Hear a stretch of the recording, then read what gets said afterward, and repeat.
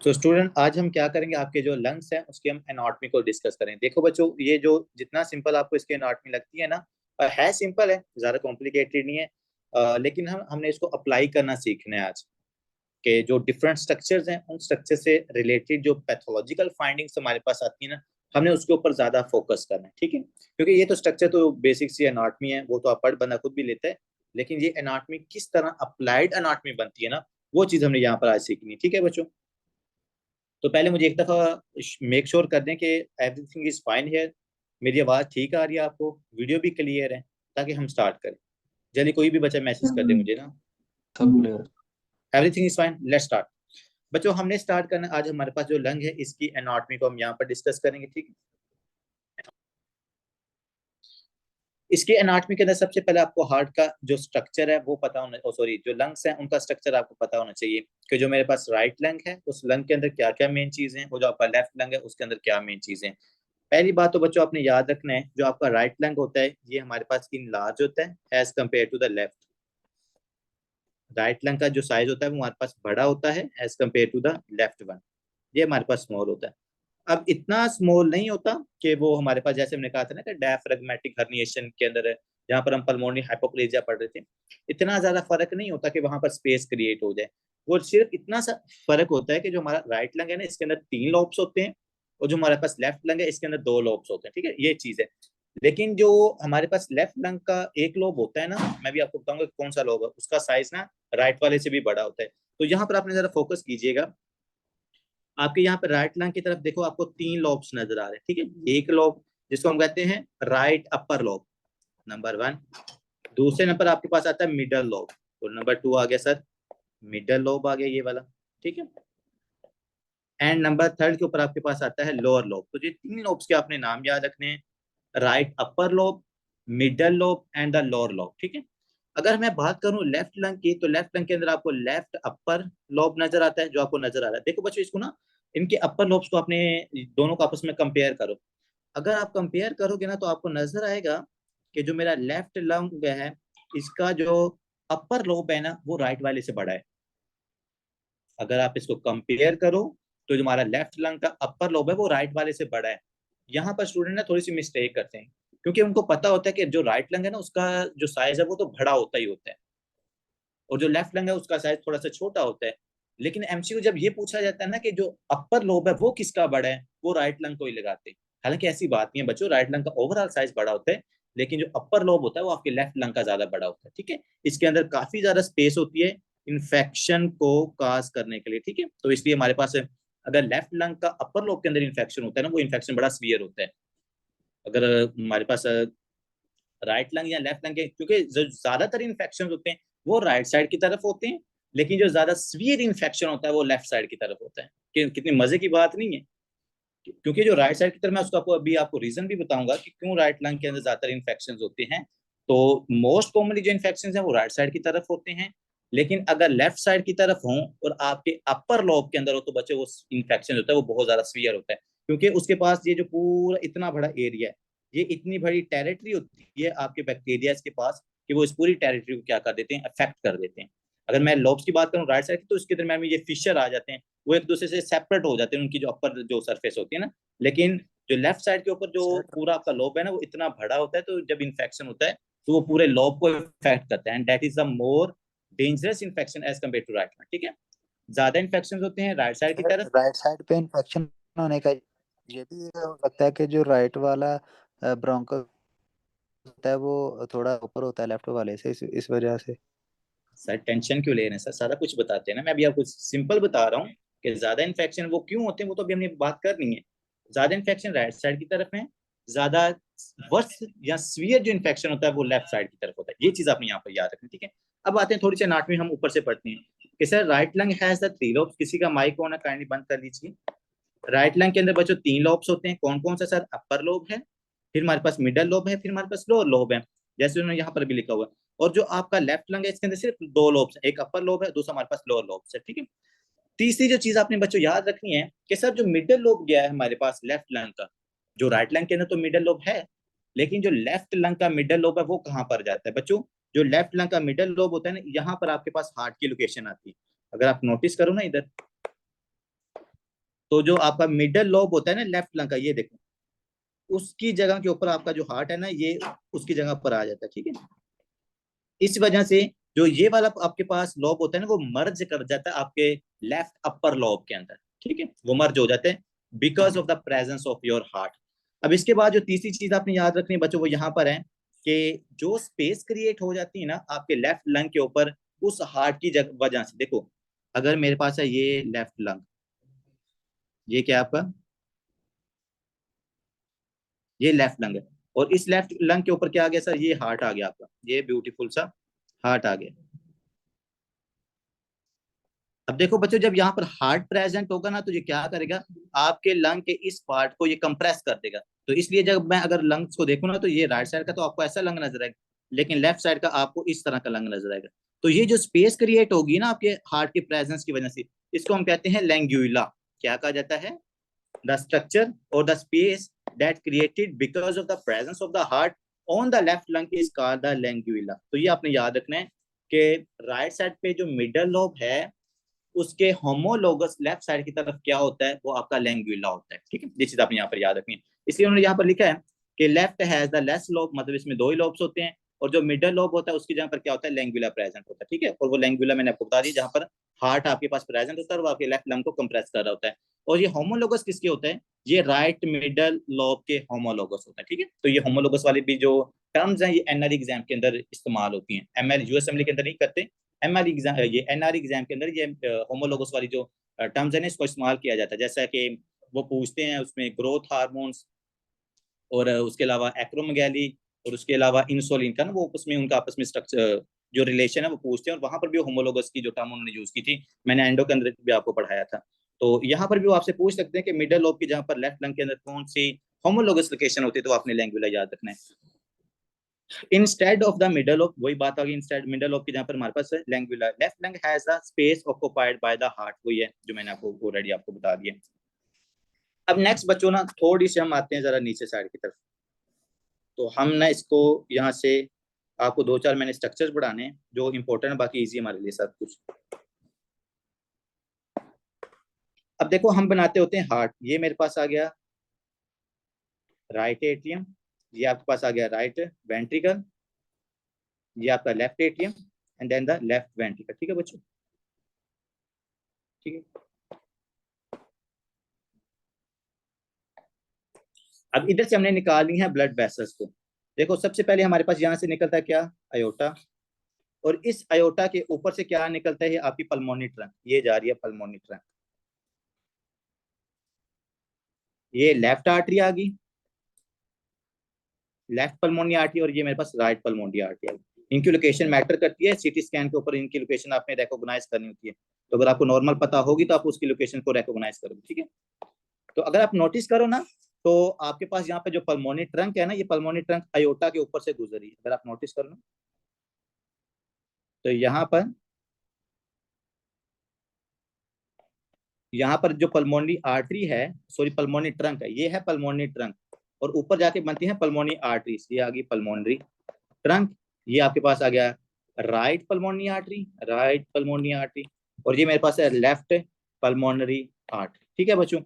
अब राइट और left pulmonary artery यहाँ पर आ गई लोकेशन, लेकिन इस हार्ट के बिल्कुल पीछे क्या पड़ा हुआ है, आपके लंग्स क्या पड़े हुए हैं यहाँ पर, मैंने आपको बताया वो इधर लोकेशन के अंदर बना हुआ है पिक्चर के अंदर, कि सर जो मेरे पास हार्ट है, इस हार्ट के बिल्कुल पीछे क्या पड़े हुए हैं आपके बच्चों, ये लंग्स पड़े हुए हैं, ये सारा आपका लंग्स वाला एरिया पड़ा हुआ है। लेकिन हमने देखना है कि आपके हार्ट के हिसाब से जो लंग्स के स्ट्रक्चर्स हैं उनकी लोकेशन, क्योंकि जब आपको उनकी लोकेशन पता होगी ना, तो फिर आपके पास ये जो सीटी स्कैन की ऊपर आपको स्ट्रक्चर्स नजर आते हैं ना, फिर आप उनको पहचान सकोगे। पहले आपको उनकी नॉर्मल लोकेशंस का पता होना चाहिए। तो हमने कौन कौन से जो दो स्ट्रक्चर्स हैं उनको कंपेयर करके उनके हमने स्ट्रक्चर्स देखने, एक हम हार्ट का ले लेते हैं, ठीक है, जो हार्ट से स्ट्रक्चर्स निकल रहे होंगे, और उसके कंपेरिजन में हमने दूसरी तरफ लेना आपके लंग्स के स्ट्रक्चर्स, ठीक है। जैसा कि उन्होंने आपको बताया कि आपने लेनी है पल्मोनरी आर्टरी, ये देखो एक साइड पे हम ले लेते हैं पल्मोनी आर्टरी, और दूसरी साइड आपके लंग्स में से हम ले लेते हैं ब्रोंकस को, लंग्स में से हम ले लेते हैं ब्रोंकस को, ठीक है। आपको पता है ब्रोंकाई हमने पढ़ा था प्राइमरी सेकेंडरी एंड टर्सरी, और मेनली हमने प्राइमरी ब्रोंकाई को यहाँ पर लेना। एक साइड पे पल्मोनी आर्टरीज को ले लो आप, right pulmonary artery and the left pulmonary artery, और दूसरी तरफ हमने ले लेने हैं प्राइमरी ब्रोंकस, प्राइमरी ब्रोंकस। और इनको हमने आपस में कंपेयर करके देखना है कि पल्मोनरी आर्टरी के कंपैरिजन में जो प्राइमरी ब्रोंकाई है वो कहां पर प्रेजेंट होता है। और ऑन दी अदर हैंड जो आपके पास लेफ्ट पल्मोनरी आर्टरी है उसके कंपैरिजन में जो ब्रोंकोस होता है वो कहां पर होता है। क्योंकि बच्चों जहां पर आपकी पल्मोनरी आर्टरीज होती है ना, जहां पर पल्मोनरी आर्टरीज होती हैं, इनके आसपास ही आपके जो ब्रोंकस होते हैं इनकी डेरिवेशन होती हैं। तो इनको आपस में इनका अपने स्ट्रक्चर से जरूर याद रखना। तो मैं भी आपको कंपेयर करके भी दिखाता हूँ। तो पहले हम देखते हैं राइट पल्मोनरी आर्टरी को, कि राइट पल्मोनरी आर्टरी को हमने कंपेयर करना है किसके साथ, प्राइमरी ब्रोंकस के साथ। कि हमारे पास जो राइट पल्मोनरी आर्टरी है उसके जो ब्रोंकस है वो उसके आगे पाया जा रहा है, या उसकी बैक साइड की तरफ है, या उसकी एंटीरियर साइड की तरफ है, या पोस्टीरियर साइड की तरफ है, या उसकी सुपीरियर साइड की तरफ है, या इंफीरियर साइड की तरफ है।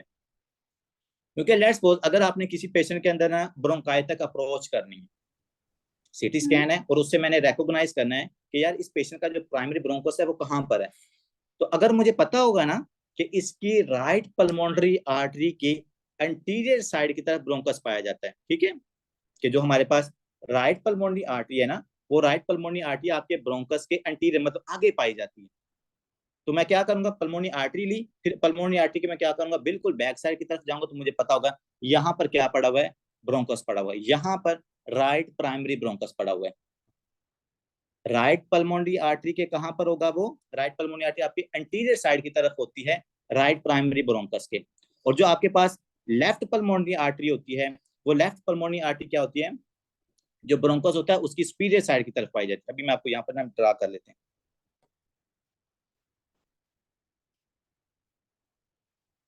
पहले देखो बच्चों राइट पल्मोनरी आर्टरी, और दूसरा हम बना लेते हैं ब्रोंकस को। हमने बात की कि सर जो राइट पल्मोनरी आर्टरी है वो सुपीरियर है किसके, प्राइमरी ब्रोंकस के। तो यहाँ पर अगर ट्रेकिया आ रहा है और ये ट्रेकिया की बैक साइड की तरफ नजर आ रहा है, ये ट्रेकिया की बैक साइड की तरफ ये है प्राइमरी ब्रोंकस। तो अगर मैंने बताना हो ना कि पल्मोनरी आर्टरी और ब्रोंकस का राइट साइड की तरफ पे, तो राइट पल्मोनरी आर्टरी आपके पास एंटीरियर है किसके, प्राइमरी ब्रोंकस के। इस प्राइमरी ब्रोंकस के ये एंटीरियर साइड की तरफ है। तो अगर मैंने अप्रोच करनी है प्राइमरी ब्रोंकस को तो मुझे पहले रिकॉग्नाइज करनी पड़ेगी राइट पल्मोनरी आर्टरी, और जो कि आपको एक्सरे के ऊपर या जो सीटी स्कैन होता है ना वहां पर आपको राइट पल्मोनरी आर्टरी मिल जाती है। तो आप राइट पल्मोनरी आर्टरी को ढूंढ लिया। अब आपको पता है कि जो राइट पल्मोनरी आर्टरी है ये एंटीरियर है किसके, प्राइमरी ब्रोंकस के। तो इसके बिल्कुल पीछे क्या पड़ा होगा, आपका प्राइमरी ब्रोंकस पड़ा होगा।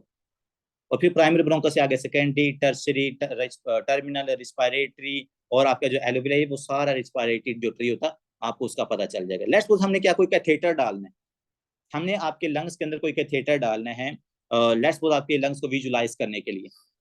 तो उसके लिए मैं पहले आपके पास ब्रोंकस को ढूंढूंगा ना, और अब ब्रोंकस को हम क्या करते हैं किसी न किसी चीज के कंपैरिजन में ढूंढेंगे। अब आपको ब्लाइंडली तो नहीं ना पता चलेगा, तो वो जो कंपैरिजन है बच्चों वो आपके पास होगा राइट पल्मोनरी आर्टरी, ठीक है। राइट पल्मोनरी आर्टरी आपके पास इजीली मिलती है।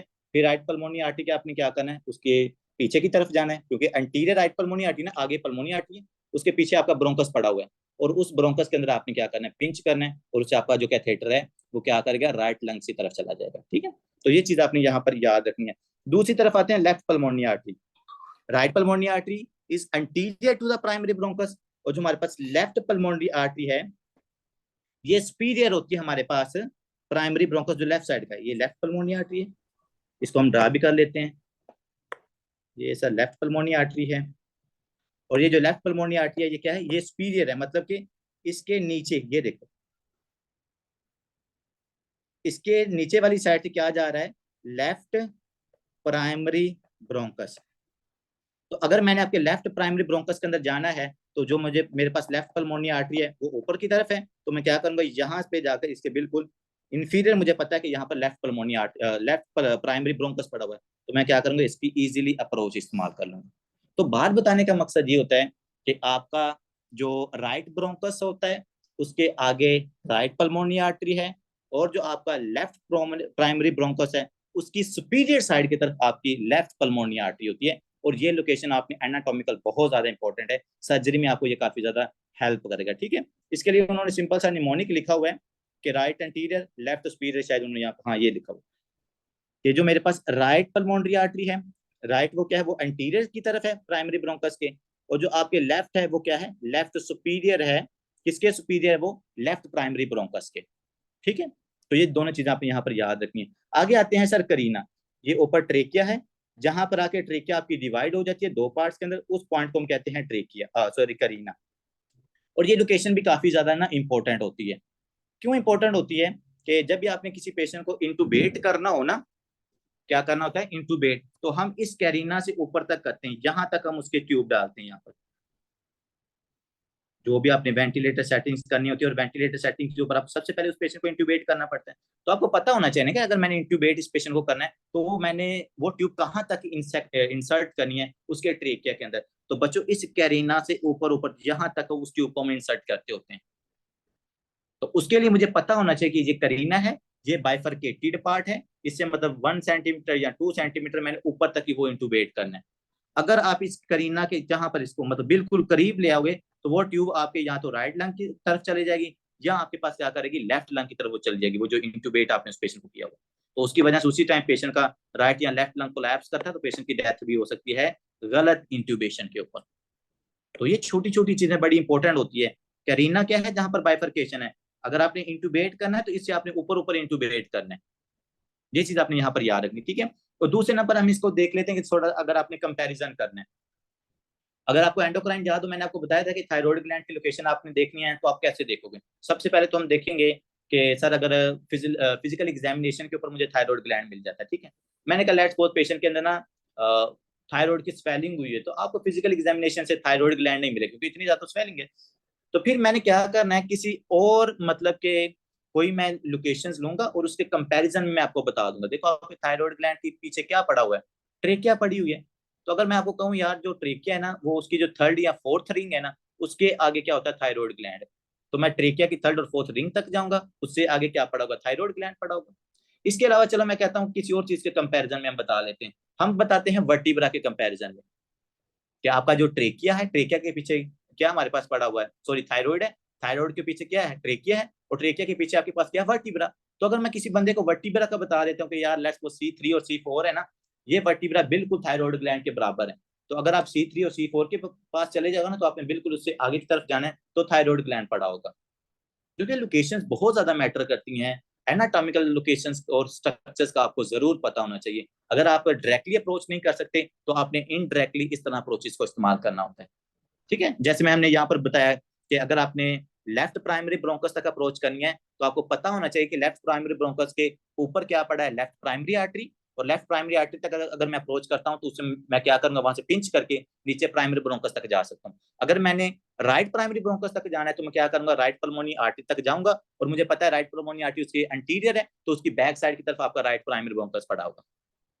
तो ये सारी चीजें आपने क्या रखनी, इस तरीके से याद रखनी। आगे आते हैं कि सर कैरीना का भी थोड़ा सा एनाटॉमिकल लोकेशन बता दें। C4, L4, T4। तो ये मेरे पास है L4।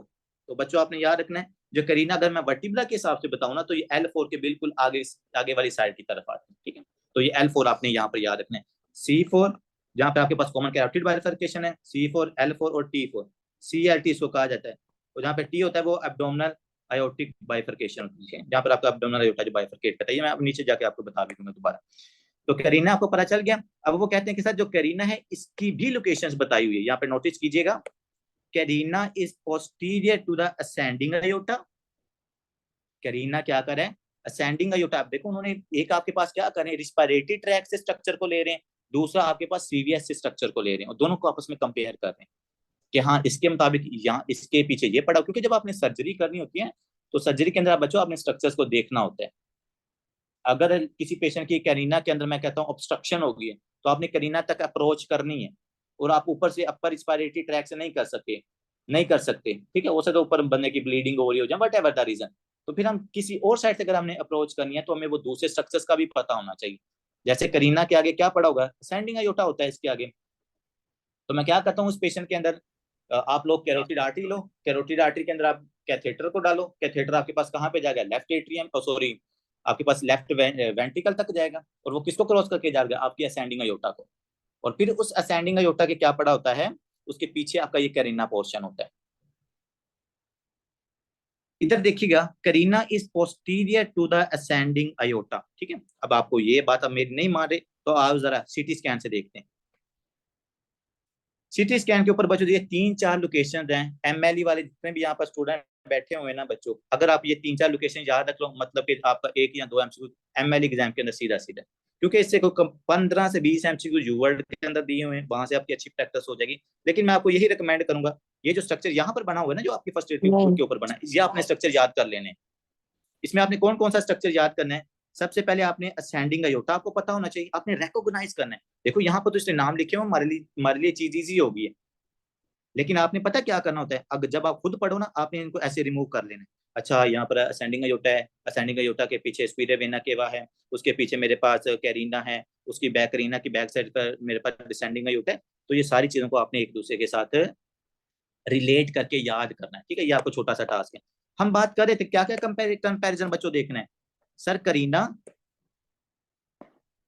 ये करीना ने एक तो स्यापा डाला हुआ, ये करीना है, और करीना को हमने असेंडिंग आयोटा के साथ देखना है। तो बच्चों ये देखो, ये आपका असेंडिंग आयोटा है, जो आप कहते हैं कि सर सीटी स्कैन नहीं हमें देखना था, जो हमें स्ट्रक्चर्स का पता ही नहीं होता। बच्चे जब इंशाल्लाह इतनी ज्यादा प्रैक्टिस करोगे ना, आपको स्ट्रक्चर लोकेशन उसकी याद हो जाएगी स्ट्रक्चर्स की, तो आपके पास सीटी स्कैन के, देखो ये नॉर्मल है।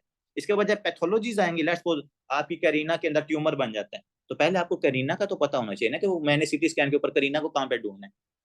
आप उसको यूट्यूब पे ढूंढ रहे हो करीना कपूर को, आपने इसको यहाँ पर सीटी स्कैन के ऊपर देखना है। तो ये मेरे पास आ गया जी करीना, ठीक है। इस करीना के बिल्कुल आगे ये देखो, ये पड़ा हुआ आपका असेंडिंग अयोटा। इस करीना के बिल्कुल पीछे पड़ा हुआ है आपके पास ये डिसेंडिंग अयोटा, ठीक है। इस करीना के राइट साइड की तरफ पड़ा हुआ है पल्मोनरी आर्टरी। इस करीना के आगे पड़ा हुआ है सुपीरियर वेना केवा। तो ये सारी लोकेशन एक दूसरे के कंपैरिजन में आपने यहाँ पर याद रखनी है। उन्होंने बताया कि करीना जो है वो किसके पोस्टीरियर में, असेंडिंग अयोटा के, ठीक है, असेंडिंग अयोटा के बैक साइड की तरफ करीना है। अब आप मुझे बता सकते हो ये इतना इंपॉर्टेंट क्यों, हम क्यों पढ़ रहे हैं कि असेंडिंग अयोटा के पीछे करीना है?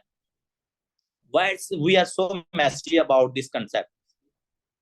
बिकॉज स्टूडेंट देखो, अगर किसी पेशेंट के अंदर असेंडिंग अयोटा के अंदर कोई, लेट्स सपोज मैं कहता हूँ ऑब्स्ट्रक्शन आ जाती है, असेंडिंग अयोटा के अंदर क्या आ जाती है? ऑब्स्ट्रक्शन आ जाती है। हम यहाँ पर डायग्राम करा करते हैं, ऐसे तो बात हमने नहीं करनी, हर चीज को हमने क्रिस्टल क्लियर करना है यहाँ पर। देखो बच्चों, ओटी का ये मेरे रीजन की पास बात तो नहीं ब्यूटीफुल कर रहे सर हार्ट आप? है, जो कि बिल्कुल भी ब्यूटीफुल अभी नहीं बना। चलिए जी, ये बिल्कुल ही डायलेटेशन उसी में हो रही है। तो बच्चों ये आपके पास है असेंडिंग अयोटा, ठीक है, असेंडिंग। अब जैसा कि डॉक्टर फैज ने बताया कि सर अगर यहाँ पर हम इसको ना एनोरिज्म जरा करवाते हैं, अगर यहाँ पर बच्चों आपकी एनोरिज्म हो जाती है, और ये एनोरिज्म हमारे पास किसकी तरफ होती है? असेंडिंग अयोटा की जो बैक साइड है, जो आपकी करीना की तरफ है। तो पीछे जो करीना पड़ी हुई है, इस करीना के ऊपर बच्चों अगर असेंडिंग अयोटा के ऊपर एनोरिज्म बनती है, और वो एनोरिज्म क्या करती है, इस करीना को कंप्रेस करेगी, तो पेशेंट को डिस्फेजिया और सॉरी डिस्निया वाली सिम्टम्स आएंगी कि नहीं आएंगी? सर आएंगी, क्योंकि उसका करीना क्या हो रहा है, कंप्रेस हो रहा है, रिस्पायरेटरी जो उसका ट्रैक है वो कंप्रोमाइज हो रहा है। तो पेशेंट को उसी टाइम क्या होगा, रिस्पायरेटरी फेलियर वाले सिम्टम आना शुरू हो जाएंगे। And how it's beautiful, your सीवियस pathology is related with your respiratory pathologies as well. तो अब आपने इसमें ये नहीं करना, आप उसमें लेट्स सपोज क्या करो, जो इंटूबेट आप उसके पेशेंट को कर रहे हो, बिकॉज रीजन रिस्पायरेटरी ट्रैक नहीं है, रीजन आपके पास असेंडिंग अयोर्टिक एनोरिज्म है। तो आप असेंडिंग अयोर्टिक एनोरिज्म को ठीक करो, पेशेंट की डिस्निया वाली सिम्टम खुद ब खुद ठीक हो जाएंगी। इसलिए ये लोकेशन हमारे लिए ज्यादा सर इंपॉर्टेंट होती पेशेंट है। को डिस्निया के साथ टैकीकार्डिया के सिम्टम भी हो सकते हैं? सर टैकीकार्डिया की रीजन उसको एनोरिज्म्स की वजह से हो सकती है, रिस्पायरेटरी, हाँ अगर बॉडी के ऊपर स्ट्रेस आ रहा है ना, जाहिर बात है डिस्निया है, तो बॉडी के ऊपर स्ट्रेस आएगा तो उसको टैकीकार्डिया हो सकता है, ठीक है, वो स्ट्रेस की वजह से आएगा, वो हमारे पास कार्डिक आउटपुट कम होने की वजह से नहीं आ रहा है। समझ स्ट्रेस रहे इंड्यूस्ड डॉक्टर? टैकीकार्डिया। जी जी, स्ट्रेस इंड्यूस्ड टैकीकार्डिया। तो करीना, अब देखो बात समझ आ गई ना, अप्लाई करना आपने सीख लिया। Carina, why carina is so important, carina is posterior to the ascending aorta. अब देखो आप इसको उल्ट भी कर लो। एक बच्चा है, वो बच्चा खेल रहा था, खेलते खेलते उसने क्या किया, फॉरन बॉडी एस्पायरेशन हो गई है, कि कोई उसने कोई मतलब के क्वाइन या कोई मतलब के इस तरह की हार्ड चीज उसने इंगल्फ कर ली है, और वो अगर उसकी करीना के इस पोर्शन के अंदर जाके क्या हो जाती है, ऑब्स्ट्रक्ट हो जाती है। बच्चे एक तो डिस्निया तो उसको होगा होगा, ठीक है, उसी टाइम बच्चे को विजिंग साउंड सुनाई देता है, आपको बच्चे को डिस्निया होता है, बॉडी के ऊपर बहुत ज्यादा स्ट्रेस आ जाती है, डायफोरोसिस होना शुरू हो जाती है। और अगर ये क्या करे, इसका साइज बड़ा हो, ये उसकी एनो मतलब के असेंडिंग अयोटा को भी कंप्रेस कर सकती है, कार्डिक आउटपुट कम हो सकती है, कार्डिक आउटपुट कम होगी, पेशेंट के अंदर सेरिब्रल परफ्यूजन डिक्रीज होने की वजह से क्या आ सकती है, सिम्टम आ सकते हैं डिस्निया या सिनकोप। इसलिए ये सिनेरियो इसका पूछा जाता है कि एक बच्चा था, वो दूसरे बच्चों के साथ खेल रहा था, अचानक क्या हुआ, उसको विजिंग, कफिंग, डिस्निया वाली सिम्टम आना शुरू हो गई, और उसके बाद वो बच्चा क्या हो जाता है, अनकॉन्शियस हो जाता है, मतलब सिंकोप में चला जाता है। इसका रीजन क्या होता है? रीजन बच्चों इसका ये होता है, करीना में ऑब्स्ट्रक्शन हुई, उसमें जब ऑब्स्ट्रक्शन हुई, असेंडिंग अयोर्टा कंप्रेस हुआ, असेंडिंग अयोर्टा कंप्रेस होगा, आपके पास जो ब्लड वेसल्स हैं, जैसे मैं बात करता हूँ कैरोटिड आर्टरी की, तो कैरोटिड आर्टरी के अंदर ब्लड कम जाएगा, कैरोटिड आर्टरी में ब्लड कम जाएगा तो जो आपकी सेरिब्रल परफ्यूजन वो कम होगी। और हमने सिंकोप वाले टॉपिक के अंदर पढ़ा था, whenever there is decreased cerebral perfusion it can lead towards the syncope condition. So that's the beauty of these anatomical structures and their application of concepts. ठीक है, तो carina is posterior to the ascending aorta and anteromedial to the descending aorta. चलो जी आगे भी आ जाओ, बात यहाँ पर खत्म नहीं हुई। असेंडिंग अयोर्टा के तो हमने कहा अक्सर ये बैक साइड की तरफ है, लेकिन जो आपका डिसेंडिंग अयोर्टा है, ये देखो बच्चों, ये आपका डिसेंडिंग अयोर्टा है, ठीक है। और डिसेंडिंग अयोर्टा के ये किस साइड की तरफ है सर? मीडियल साइड की तरफ। ये देखो ना, ये डिसेंडिंग अयोर्टा के मीडियल साइड की तरफ है।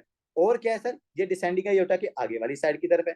तो मैं इसको कह सकता हूँ carina is anteromedial to the descending aorta. I can say yes sir, why not, you can say carina is carina एंटीरोमीडियल।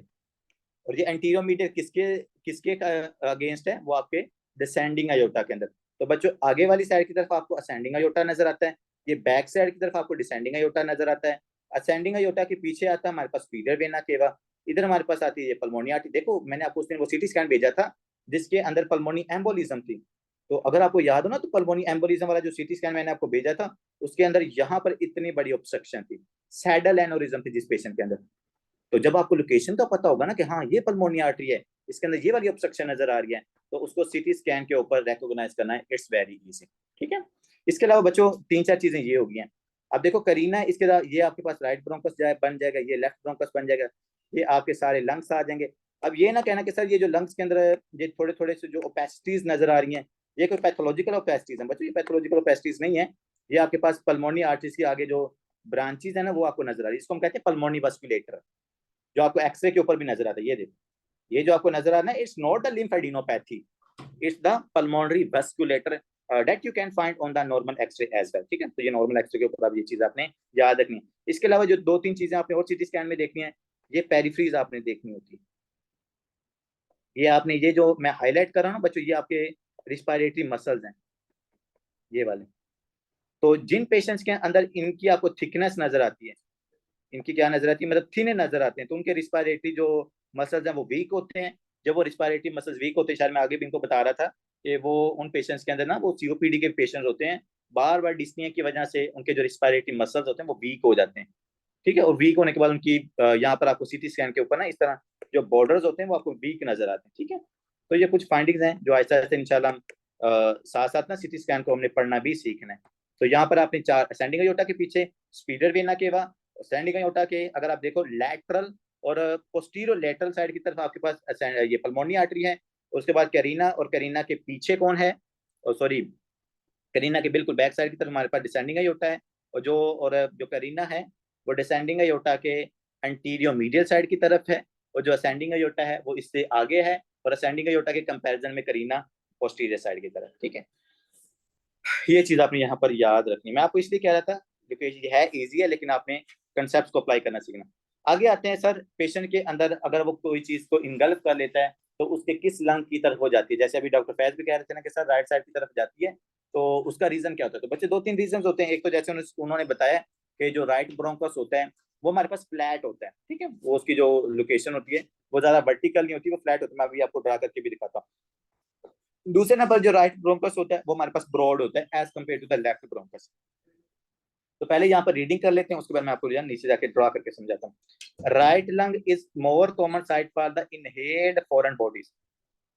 तो अगर आप कोई चीज क्या करते हो, इनहेल करते हो, तो वो ज्यादातर आपके पास कहाँ पर जाएगी? लंग्स के अंदर। और किस लंग के अंदर जाएगी बच्चों? आपके राइट लंग की तरफ। पहली बात तो आपको ये पता होना चाहिए कि सर कोई भी चीज जब हम गलत करते हैं तो वो कहाँ पर जाती है? वो आपके राइट लंग के अंदर जाती है मोस्ट कॉमनली। ठीक है, इसका ये मतलब कि लेफ्ट साइड की तरफ जाती नहीं है, लेफ्ट साइड की तरफ भी जाती है लेकिन ज्यादा राइट साइड की तरफ जाती है। ठीक है, बिकॉज उसने रीजन भी यहाँ पर लिखा है, because right main stem bronchus is more, ये तीनों लफ्ज चलो यहाँ पर लिखी दिए हैं, हमें बताने की जरूरत नहीं है। उसने कहा जो राइट ब्रोंकस है वो वाइडर भी है, वो ज्यादा वर्टिकल भी है, वो ज्यादा शॉर्टर भी है as compare to the left bronchus. तो इस वजह से आपके ट्रेकिया से जो ज्यादातर चीजें आप इनगल्फ करते हैं वो आपके राइट लंग की तरफ जाती हैं, क्योंकि जो ब्रोंकस होता है, मैं यहाँ पर बता करता हूँ, ऐसे नहीं समझ आएगी, ऐसे नहीं। देखिएगा यहाँ पर जरा डॉक्टर साहब,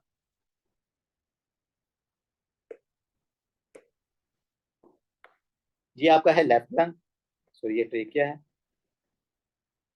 ये लेफ्ट लंग है आपका। अब ये ऊपर से ट्रेकिया आ रहा है, तो ट्रेकिया की यहाँ पर होती है बाइफरकेशन। हमने क्या क्या रीजंस देखे हैं सर? ये जो ब्रोंकस है, सबसे पहले तो ये ब्रोंकस हमारे पास है वाइड है, ये देखो ये ज्यादा वाइडर है। और जो लेफ्ट ब्रोंकस है ये हमारे पास क्या है, ये लेस वाइडर। दूसरे नंबर हमने देखा कि ये जो आपके पास राइट ब्रोंकस है, ये ज्यादा वर्टिकल है, तो इसको हम वर्टिकल ड्रा करते हैं कि जो लेफ्ट है ये ज्यादा इस तरह वर्टिकल है। एक ये हमारे पास वाइडर है, दूसरा ये हमारे पास वर्टिकल है, ज्यादा वर्टिकल, ठीक है, ये इतना वर्टिकल नहीं है, ये ज्यादा हॉरिजॉन्टल, ठीक है। तीसरे नंबर पर उसने कहा कि जो राइट ब्रोंकस है ये आपका शॉर्ट है, तो हम तीनों चीजों को ड्रा करते हैं, वाइड हो गया, वर्टिकल हो गया, और ये आपके पास शॉर्ट हो गया, ठीक है। जो लेफ्ट है ये लॉन्ग हो गया, हॉरिजॉन्टल हो गया, और ये इनलार्ज हो गया, मतलब इस तरह लंबा हो गया। इसलिए देखो कोई भी जो चीज आती है ना, उसको एक साइड की तरफ जाना क्या होता है, आसान होता है। इसलिए राइट लंग की तरफ जो होती है एस्पायरेशन, वो हमारे पास क्या होती है, पेशेंट्स के अंदर ज्यादा होती है।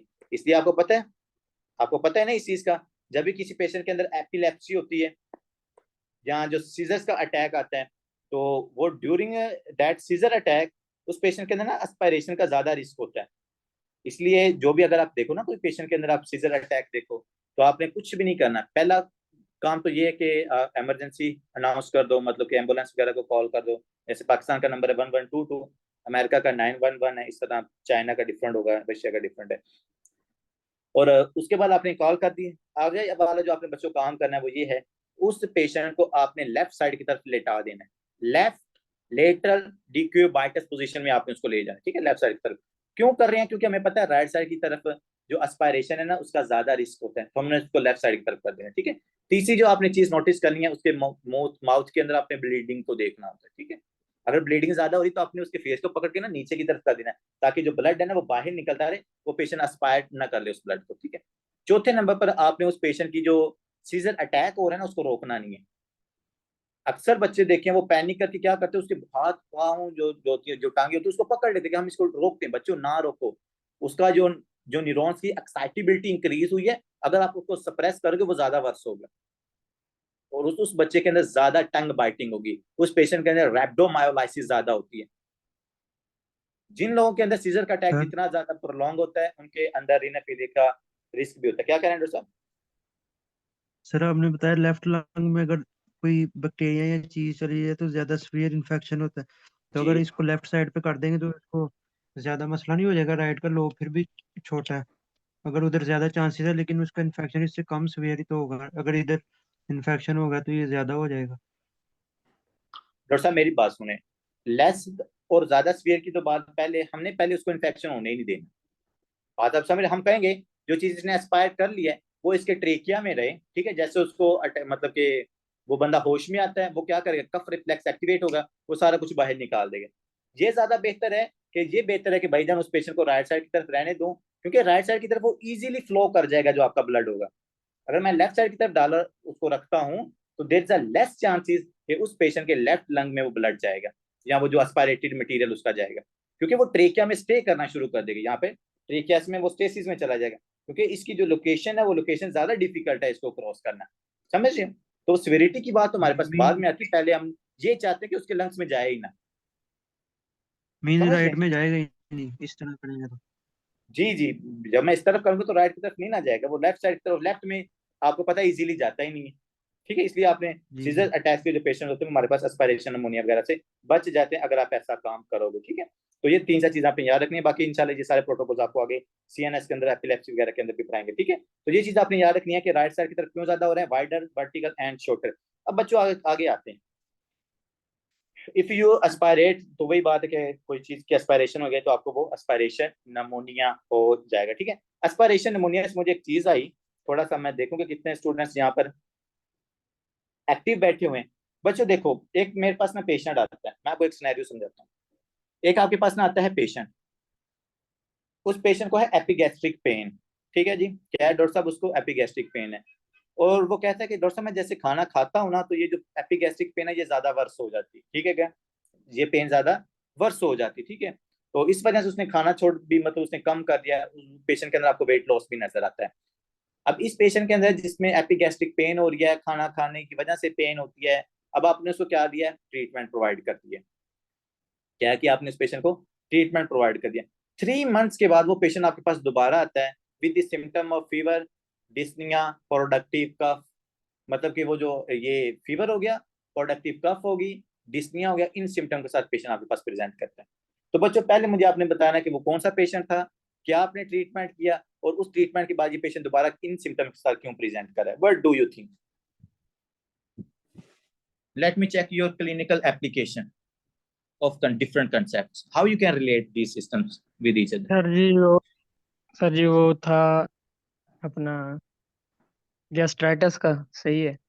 तो जब वो उसका फ्लूइड रिगर्गिटेट किया तो जब इसोफेगस में आया तो इसोफेगस से जो है एस्पायरेट कर गया ट्रेकिया में। हम्म। तो जब ट्रेकिया में आया तो उस वजह से ये सारे सिम्टम्स आ गए। क्या क्या दोबारा बताएं डॉक्टर साहब, इतनी जल्दी ट्रेकिया में कैसे आप ले गए हो? पेशेंट पहले सर किस जी चीज वो का? सर जी वो गैस्ट्राइटिस का था ना, अभी जो आपने बताया कि मतलब जो गैस्ट्राइटिस? जी खाना खाने के गैस साथ गैस्ट्राइटिस वाले पेशेंट को पेन होती है? गैस्ट्रिक अल्सर होती है, ulcer. Gastric ulcer, gastric ulcer. Gastric ulcer. जी जी जी। तो उस वजह से जब वो उसका लिक्विड एसिडिक लिक्विड जब रिगर्गिटेट किया इसोफेगस में तो वहाँ पे बेसिक इन्वायरमेंट होता है। हम्म। तो वहाँ पे उसने वो कर दिए, सुराख वगैरह कर दिए, तो पीछे ट्रैकिया पड़ा होता है उसके साथ साइड पे। डॉक्टर साहब जब वो बेसिक है, मेरी बात सुनिए ना, आपने कहा बेसिक है, तो बच्चों बेसिक है तो हमें नुकसान ही नहीं होता। हमें नुकसान जो होता है गर्ट का, वो एसिड का नुकसान होता है, कि एसिड का जब बैकशंट होता है तो उस पेशेंट के अंदर एसोफेजियल अल्सर्स वगैरह बनते हैं। तो अल्कलाइन सर का हमें रिएक्ट कर एस्ophagus के अंदर कोई नुकसान नहीं। नहीं सर जी, वो एसिडिक होता है ना, वो जो रिगर्गिटेट करता है वो एसिडिक होता है मटेरियल। जी जी। तो वो बेसिक के साथ रिएक्ट करता है ना, जब वो बेसिक के ठीक साथ है। रिएक्ट करता है तो उधर फोर्स बनाता है, उधर वो उसको उसके वाल्स को उसके साथ टकराता है और इंजरी कर देता है। तो साथ ट्रैकिया पड़ा होता है तो उसको एस्पायरेट कर लेता है। ठीक हो गया। का इधर गैस्ट्रिक वो होती है ना, सेकेंडरी टू गैस्ट्रिक रिफ्लेक्स है ना, ब्रोंकियल अस्थमा या क्रोनिक कफ वगैरह। ठीक हो गया। अब आपने कहा कि गर्ट की क्रोनिक वजह कफ, ठीक है। से, आप गर्ट की पोस्ट, वजह से। मैं समझ रहा हूँ आपकी पोस्ट इन्फेक्शन किस तरफ जा रही है, कि उसको इन्फेक्शन और उसके बाद वगैरह उसको कफ वगैरह आ रही है। हाँ जी, एनीवन एल्स? मस्तूरात में से कोई? Doctor Rifat, doctor Mariam, doctor और किसका नाम, doctor Tuba, doctor Hamna, doctor Zahra, किधर हो आप लोग?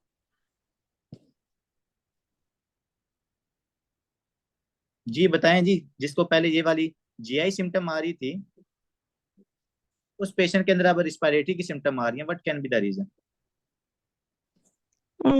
Sir, there are possibilities of tracheoesophageal fistula because the regurgitation of the stomach contents can only be aspirated into the trachea if there is abnormal pathway. अगर बच्चों ट्रेकियो एसोफिजियल fistula हो ना, तो उसकी वजह से पेशेंट आपके पास आता है कि एक तो पहली बात है कि वो या तो फिटस न्यूनेट्स होता है, बच्चे होते हैं जिनके अंदर ट्रेकियो एसोफिजियल फिस्टुला के ना सिम्टम्स ज्यादातर आते हैं, और वो आपके पास आते हैं एब्डोमिनल डिस्टेंशन के साथ, क्योंकि जो एयर होती है वो लंग से स्टमक की तरफ चले जाते हैं, तो एब्डोमिनल डिस्टेंशन के साथ आते हैं। वो ये नहीं कहते कि हम खाना खाते हैं तो हमारे पेट में दर्द होती है, यहाँ पे गैस्ट्रिक पेन होती है। सर हमने एज पूछी थी, आपने नहीं बताई। चले मैं एज आपको भी बता देता हूँ ना। एज हमारे पास ये यंग 25-year-old वुमेन है। डायफ्रामेटिक हार्निया भी हो सकता है शायद। सर गर्ड भी हो सकता क्या हो सकता है? डायफ्रामेटिक गर्ड। हार्निया। नहीं, हर्निया तो हुआ ही नहीं है, इतनी तो वर्स्ट कंडीशन, एक्सरे नहीं तो नॉर्मल फिर है। गर्ट की वजह से ये हो सकता है, मोस्ट प्रोबेबली गर्ट गर्ट की वजह, रिफ्लेक्स की वजह से ये हो सकता है। ठीक हो गया, रिफ्लेक्स हो गया, लेकिन डॉक्टर साहब कैसे रिफ्लेक्स आप करोगे? गैस्ट्रिक कंटेंट्स जो है ना, उसकी एस्पायरेशंस हो सकती है इसमें। ठीक है, बिल्कुल सही कह रहे हो आप।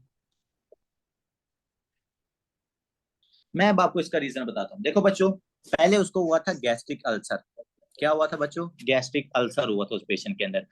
गैस्ट्रिक अल्सर वाले पेशेंट के अंदर हम क्या करते हैं, पीपीआई इनहिबिटर्स देते हैं ना, प्रोटॉन पंप इनहिबिटर आप उस पेशेंट को देते हो। जी प्रोटॉन पंप इनहिबिटर्स देने की वजह से जो आपके स्टमक की पीएच है वो कौन सी होती है? अल्कलाइन।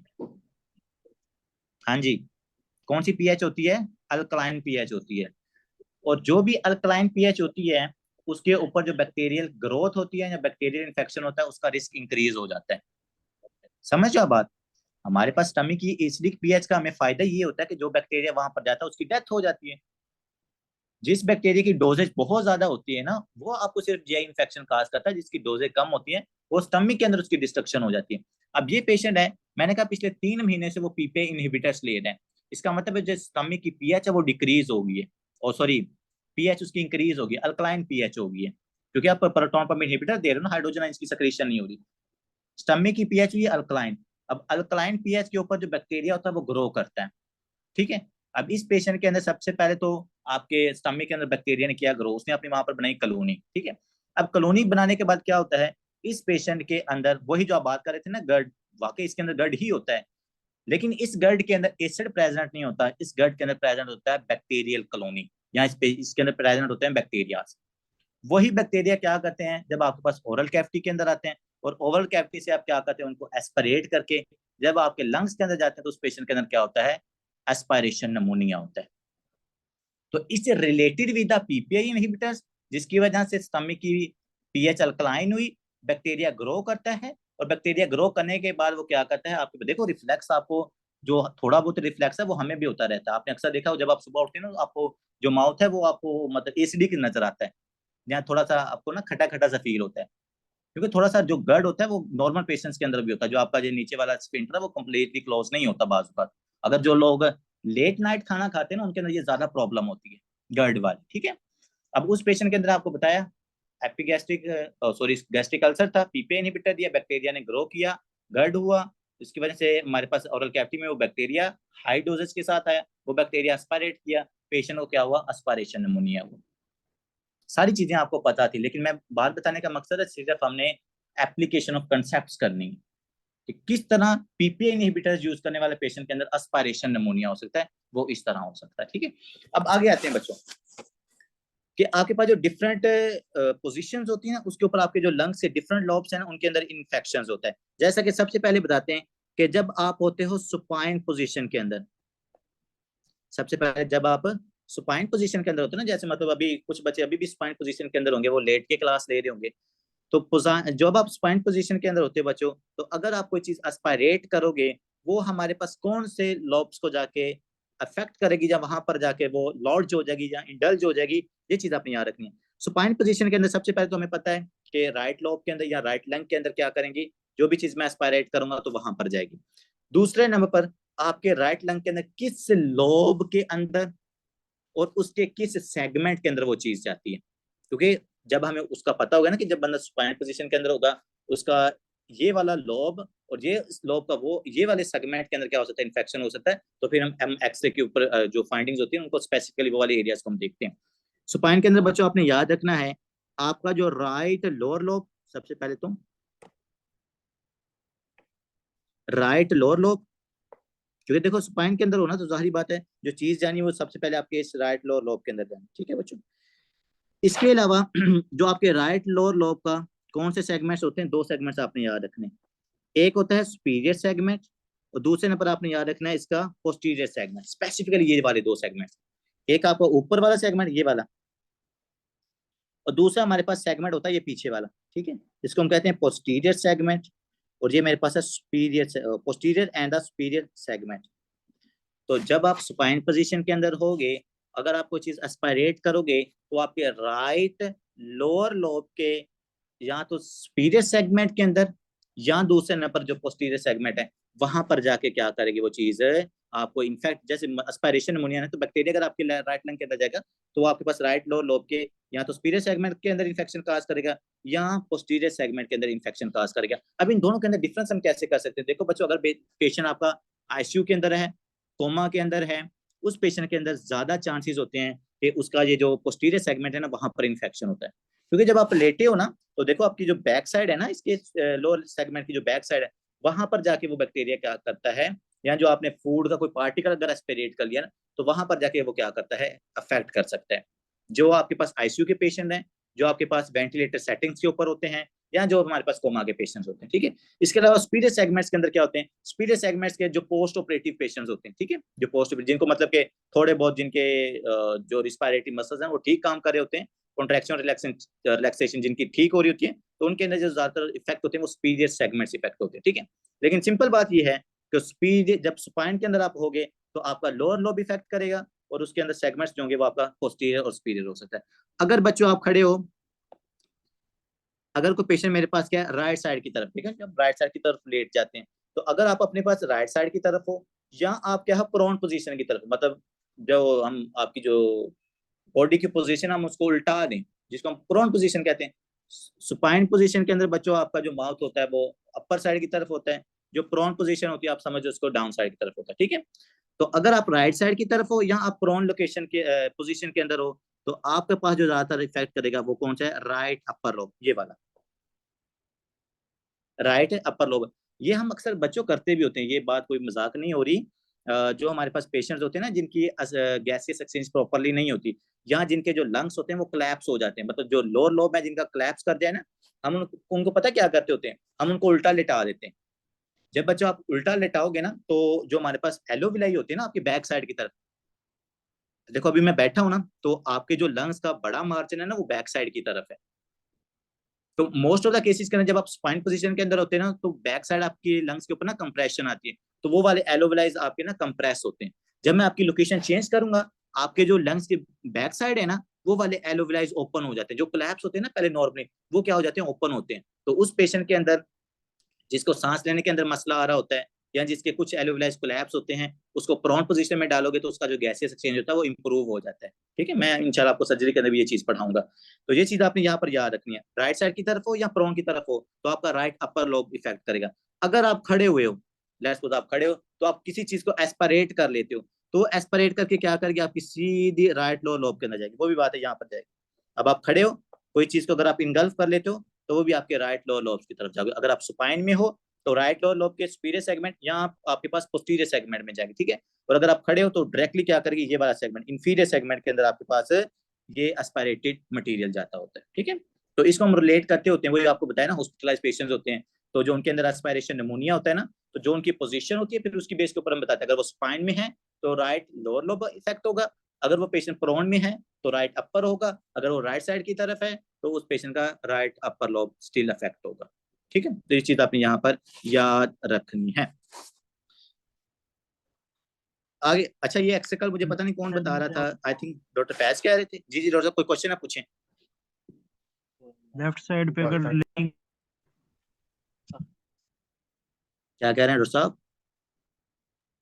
लेफ्ट साइड पे मैं कह रहा सर हूँ ये जो आपने लेइंग लेफ्ट साइड पे होंगे सिमिलर, बिल्कुल सिमिलर। लेफ्ट साइड जो राइट साइड की तरफ काम हो रहे हैं वो लेफ्ट साइड की तरफ कर दो। अगर पेशेंट आपके पास लेफ्ट साइड की तरफ सोएगी, जैसे अब यहाँ पर दिखा ना why lying on right side on मतलब राइट साइड पे यहाँ पर लिखा हुआ है तो राइट अपर लोब होगा, अगर वो लेफ्ट साइड की तरफ होगा तो उसका लेफ्ट अपर लोब इफेक्ट होगा। जी मैडम क्या कह रहे हैं? सर ये जो आपने सिटी एक्सप्लेन की है जिसमें करीना और anterior abdominal aorta, ascending aorta etcetera, इसमें इसोफेगस नहीं है? मैडम इसोफेगस है ना, क्यों क्योंकि नहीं है, जहाँ लेकिन यहाँ पर आपको पास ना किधर है? वो, मेरी बात सुने, एसोफेगस इस एरिया की यहाँ पर कर दो, यहाँ पर होती है, ब्लैकिश कलर की नजर आती है आपको यहाँ पर, क्योंकि जो एसोफेगस होती है वो आपके ट्रेकिया की बैक साइड की तरफ होती है। कहाँ पर होती है, ये ट्रेकिया है तो ट्रेकिया बैक की साइड। बैक साइड की तरफ एसोफेगस होती है। तो इस जगह पर ना ब्लैक, मैं आपको सीटी स्कैन दिखाऊंगा, उसके ऊपर ब्लैकिश कलर की ना उन्होंने एसोफेगस आपको दिखाई हुई है, तो इसकी यहाँ पर इस एरिया के अंदर होती है, ठीक है। यहाँ पर उन्होंने इतना कोई अच्छी तरीके से नहीं दिखाई हुई। अब देखो बच्चों, कल मुझे कोई कह रहा था कि सर कौन सा मैंने उनको एक्सरे को सेंड किया तो वो कह रहा सर वो एक्सरे नॉर्मल है। बच्चों जो एक्सरे आपको नॉर्मल नजर आता है ना, ये आपके सामने नॉर्मल एक्सरे बना हुआ है। इस नॉर्मल एक्सरे को अपना वॉलपेपर बना लो मोबाइल का, जहां पर लगाना, ताकि ना देखो जब आप नॉर्मल चीजों को विजुलाइज करोगे ना बार बार, तो जब कोई उनके अंदर पैथोलॉजी आती है ना तो आप उसको उसी टाइम पे पकड़ लेते हो। आप क्या कहते हो उसको, उसी टाइम पे पकड़ लेते हो। तो ये नॉर्मल एक्सरे आपने बार बार देखना। मैं इंशाल्लाह कोशिश कर रहे हैं कि ये संडे या नेक्स्ट संडे के ऊपर ना मैं एक पूरी लेक्चर दूंगा सिर्फ एक्सरे के ऊपर। नॉर्मल एक्सरे कैसा होता है, बच्चों के कौन से एक्सरे देखने हैं, अडल्ट के कौन से एक्सरे देखने हैं आपने, उसके अलावा एल्डर्स के एक्सरे के अंदर आपको क्या क्या फाइंडिंग्स नजर आ सकती हैं, फिब्रोसिस होगी तो एक्सरे कैसा होगा, कैविटी होगी कैसा होगा, एस्परजिलोसिस होगी कैसा होगा, मेलिग्नेंसी होगी कैसा होगा, टीबी होगा कैसी होगा, निमोनिया होगा, इसके अलावा हिस्टोप्लाज्मोसिस होगी आपके पास कैसा होगा, एडीमा होगा कैसा होगा, प्लूरल एफिजन होगी कैसा, एक्सरे आपको नजर आएगा। इंशाल्लाह इसके ऊपर हम एक पूरी वीडियो इंशाल्लाह रिकॉर्ड करेंगे, ठीक है। तो इसके ऊपर बच्चों आपने सबसे पहले 2-3 चीजें आपको याद यहाँ पे दिखा देता हूँ। एक्सरे के ऊपर आपने क्या क्या चीज देखनी होती है। सबसे पहले आपने ट्रेकिया की लोकेशन देखनी होती है। तो आपने ट्रेकिया देखना होता है कि मिड लाइन के अंदर ट्रेकिया है या नहीं है, ठीक है। क्योंकि जो टेंशन निमोथोरैक्स के पेशेंट्स होते हैं ना, माइक किसी का होना यार, माइक तो बंद कर दो, जिनके अंदर ट्रेकिया टेंशन निमोथोरैक्स के जो पेशेंट्स होते हैं ना, उनके अंदर ये ट्रेकिया जो होता है ना, इसकी लोकेशन चेंज हो जाती है। तो सबसे पहले आपने सेंट्रलाइज ट्रेकिया देखना होता है, ठीक है। उसके बाद आपने इस पेशेंट का देखना क्या,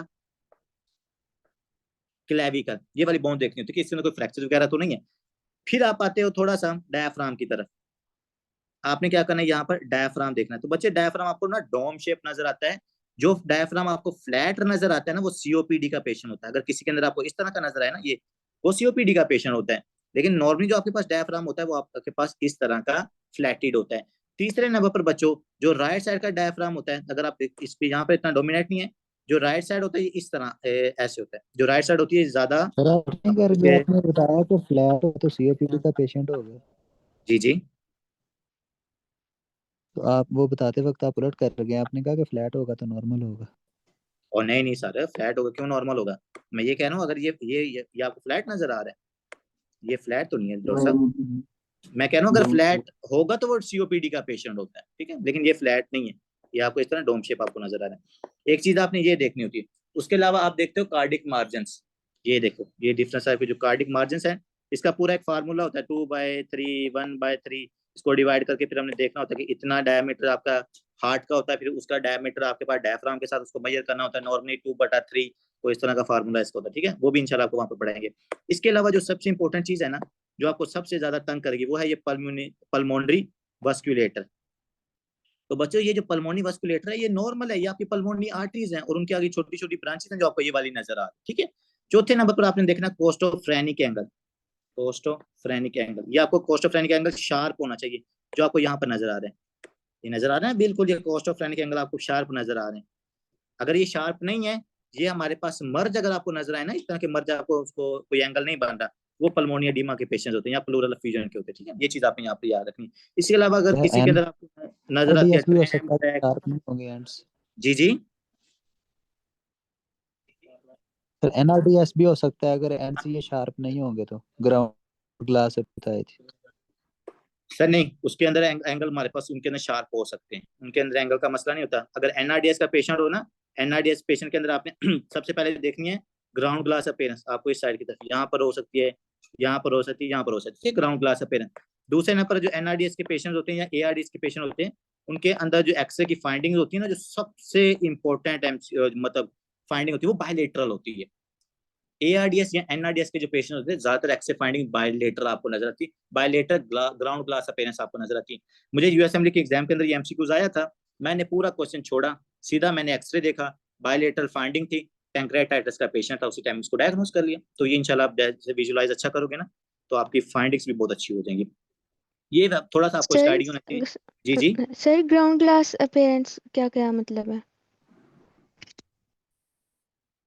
ग्राउंड ग्लास अपीयरेंस, ठीक है। ग्लास और ग्रास अगर आपको ग्राउंड जैसा नजर आए ना, मतलब कि जैसे धुंधला सा आपको नजर आए, जैसे अगर मैं आपको थोड़ा सा दिखाऊं ना, लेट्स सपोज इस तरह का, ये देखो, ये एग्जैक्टली नहीं है लेकिन ये इस तरह का देखो, प्योर आपको ये जेट ब्लैक कलर का नजर आ रहा है, लंग्स आपको ये ब्लैक कलर के नजर आ रहे हैं, ठीक है।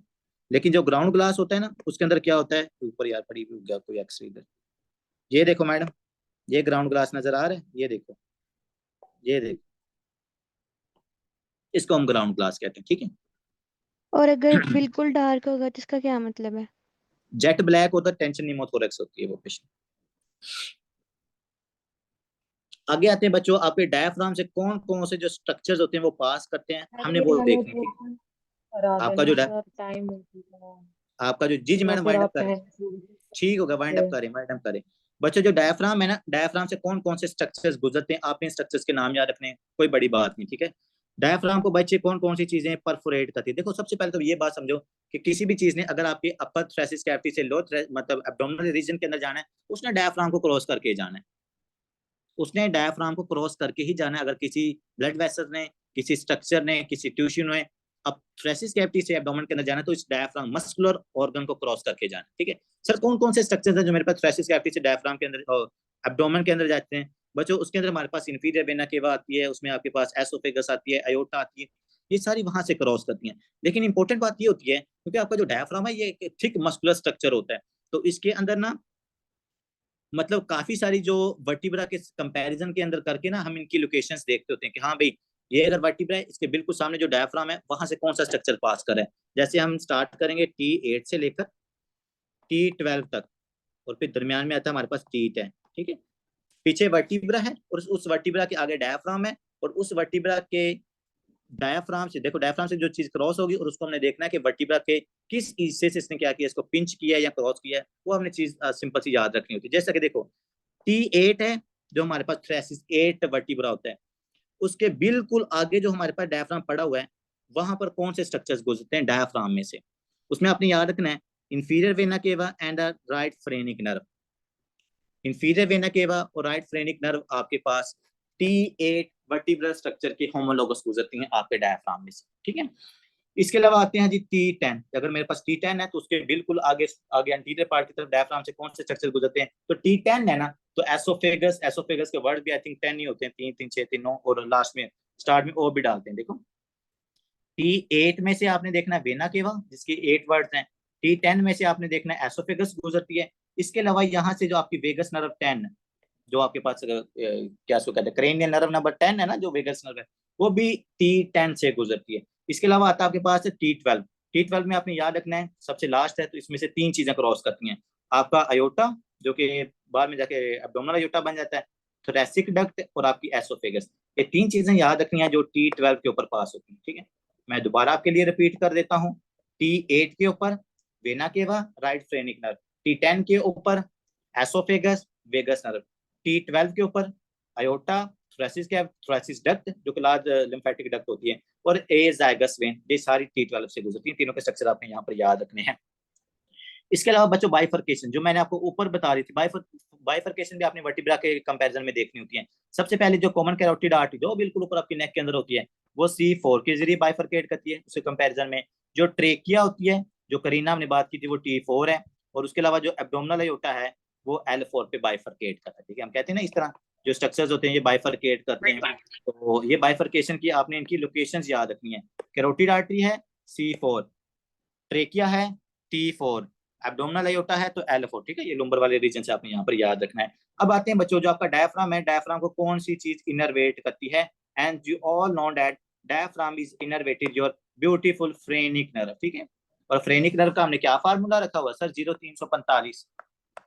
ये 0-345 और जो फ्रेनिक नर्व आपने कभी नहीं भूली क्योंकि जो इसकी रूट वैल्यू है ना आपकी फ्रेनिक नर्व की वो C3, C4 और C5 है, ठीक है। इसलिए हम देखते हैं जिन लोगों की फ्रेनिक नर्व डैमेज होती है ना तो उनके अंदर हमें शोल्डर पेन या जो बैक पेन है ना वो नजर आती है, क्योंकि जो शोल्डर पेन जो आपका ये शोल्डर हो गया और जो आपका पीछे जो ट्रापीजियस मसल्स है उनकी जो रूट वैल्यूज है ना नर्व्स की वो बिल्कुल सिमिलर होती है जैसे हमारे पास फ्रेनिक नर्व की होती है। ये मैंने आपको कंसेप्ट वहां पर भी बताया था कि MI वाले पेशेंट के अंदर लेफ्ट आर्म के अंदर आपको पेन जो रेडिएट करती है वो क्यों करती है, उधर भी हमारे पास रूट वैल्यू ही इन्वॉल्व थी। तो इसी तरह अगर किसी पेशेंट के अंदर pain from the diaphragm irritation can be referred to the C4 and the trapezius ridge, ठीक है जी।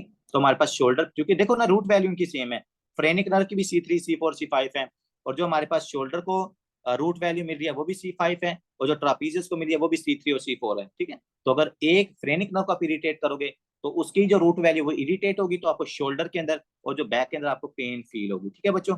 Phrenic nerve injury causes the elevation of the ipsilateral diaphragm on x-ray, ठीक हो गया। तो वही बात हुई कि अगर आप डायफ्राम को जो डोम शेप के अंदर रखना होता है या इसको कॉन्ट्रैक्ट और रिलैक्स करवाना तो वो आपकी फ्रेनिक नर्व ने करवाना होता है, ठीक है। तो अगर फ्रेनिक नर्व की इंजरी होती है तो आपका डायफ्राम क्या कर जाता है, ये रिलैक्स होकर ऊपर चला जाएगा, तो आपको उसी साइड की जो फ्रेनिक नर्व अगर राइट साइड अफेक्ट होगी तो राइट साइड का डायफ्राम आपको एलिवेट मिलेगा, अगर लेफ्ट साइड की फ्रेनिक नर्व डैमेज होगी तो आपको लेफ्ट साइड का डायफ्राम एलिवेट नजर आएगा, ठीक है जी। तो ये इसकी होगी है एक्सरे फाइंडिंग जो आपने यहाँ पर याद रखनी है। छोटा सा आपको मैं दोबारा इसका क्विक रिवीजन दे देता हूँ। T8 इंफीरियर वेना के बाद T10 oesophagus, T12 aorta, C4 carotid, T4 trachea, L4 abdominal, C3, C4, C5 shoulder pain, back pain, phrenic nerve irritation. ठीक है बच्चों, तो ये सारी चीजें आपने आज के टॉपिक से याद रखनी है। बाकी इंशाल्लाह आपको मिलते हैं नेक्स्ट लेक्चर के अंदर। ओके जी, अल्लाह हाफिज।